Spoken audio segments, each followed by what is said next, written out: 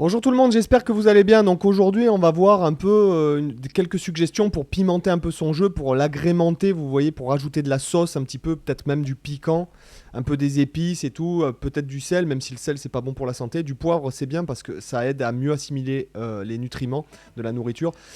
Donc aujourd'hui, pas de tablature, on va juste regarder un peu ce qu'on peut faire. Donc j'en avais notamment, j'avais déjà parlé de certaines choses, notamment les harmoniques artificielles. Bon, vous pouvez aller les voir sur la playlist où il y a tous les épisodes et les micro-bends et tout ça, toutes ces petites imperfections en fait qui créent en fait un peu du style. La première chose que j'aimerais voir avec vous, c'est un truc que beaucoup de guitaristes font, notamment tous les gars comme John Mayer et Matteo Sasato, etc. Pour la vidéo, je vais me mettre en si mineur. Voilà, si mineur, donc septième case, d'accord.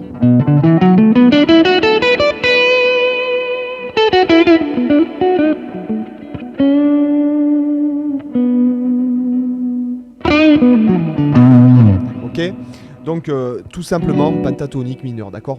Si par exemple, vous pouvez, par exemple, cette petite chose là, admettons, je vais faire mi, ré comme ça. D'accord. Si la mélodie fait ça, il y a plein de choses on peut faire, par exemple, genre. Vous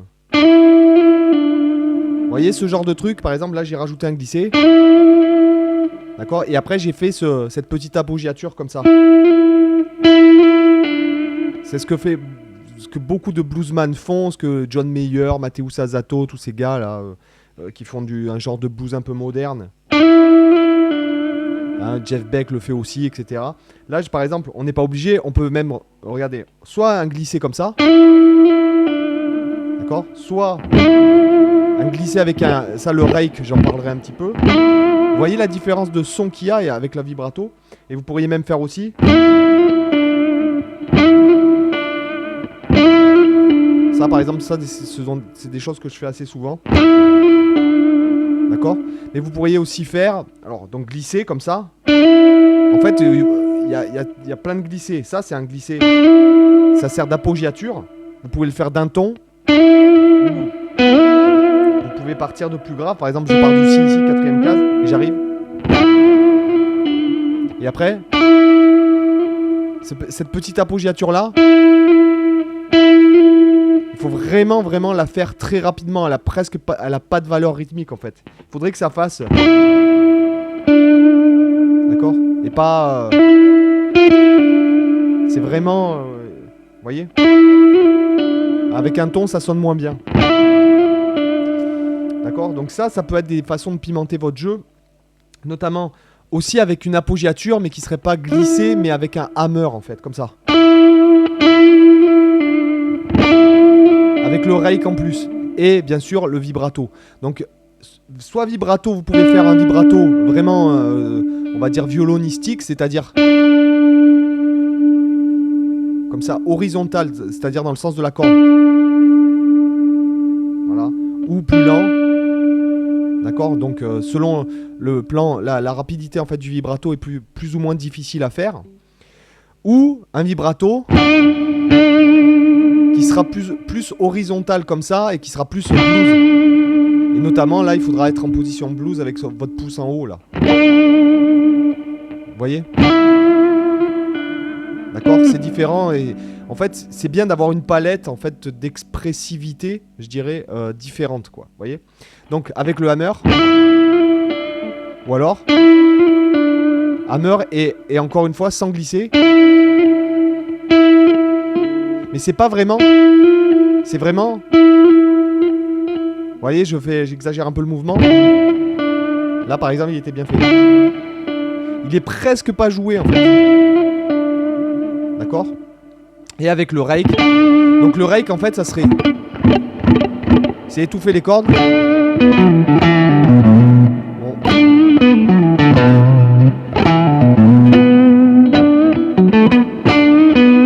C'est-à-dire qu'en fait on étouffe, c'est un peu comme le skunk un peu. Comment on appelle ça ? Le skunk pour les cocottes funky en fait. C'est-à-dire.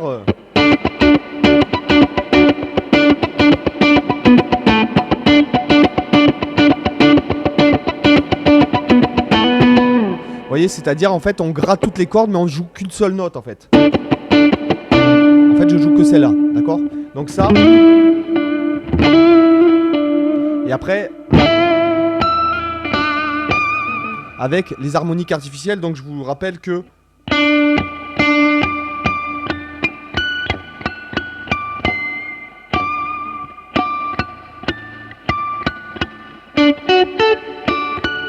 selon où vous attaquez, vous n'aurez pas la même truc. C'est comme quand on fait... Alors... D'accord? Voilà, par exemple, là, j'ai fait, avec la partie de la note sol, j'ai fait fondamentale, tierce.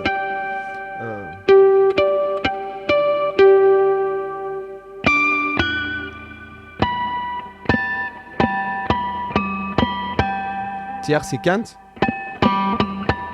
D'accord? Donc, selon où vous attaquez...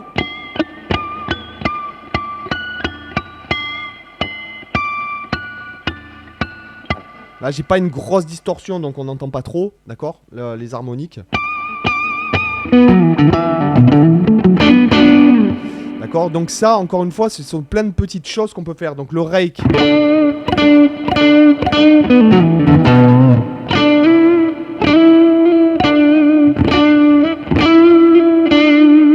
Voilà, ça peut être vraiment sympa. Après, encore une fois, j'en ai parlé un peu, ce sont les micro-bends.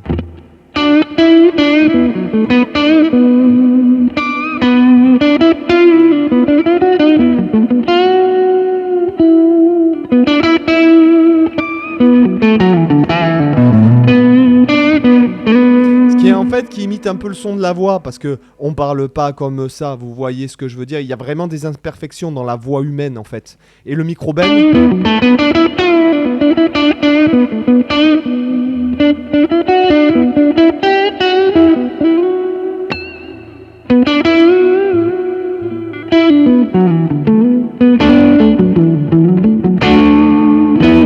d'accord, ça donne des petites imperfections en fait, du coup ça sonne beaucoup moins voilà, scolaire. Mais cependant, quand on travaille le toucher, je pense qu'il est important en fait de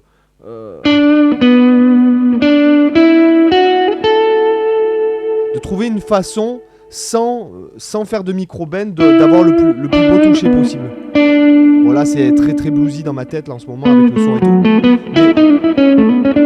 Mais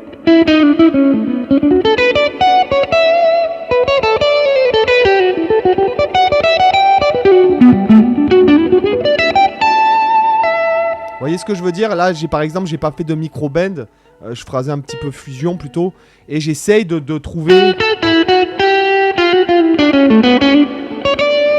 Au lieu de chercher l'expressivité à la main gauche, là, quand je fais ça, je la cherche plus dans la main droite, si vous voulez. En mettant de l'accentuation.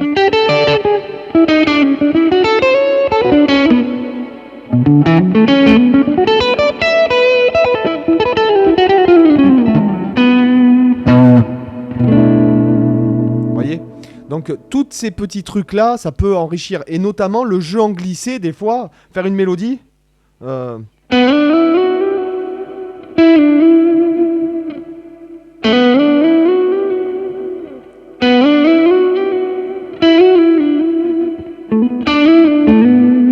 Avec les glissés, on en a parlé un petit peu. Et vraiment de donner...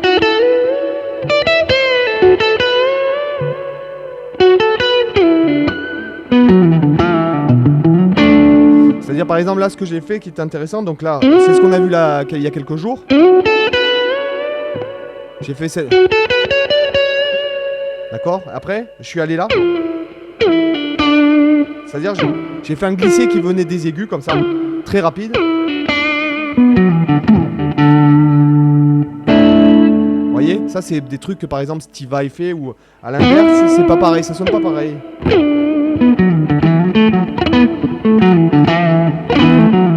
Rake à l'envers. Comme ça. Hein, c'est...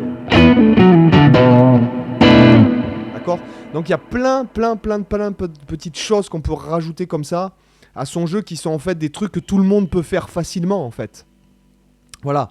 Donc pour agrémenter un peu son jeu, le rendre plus expressif parce que personne n'a envie qu'on joue, on entende l'équivalent de guitare pro par exemple qui est en train de jouer un solo quoi. Voilà.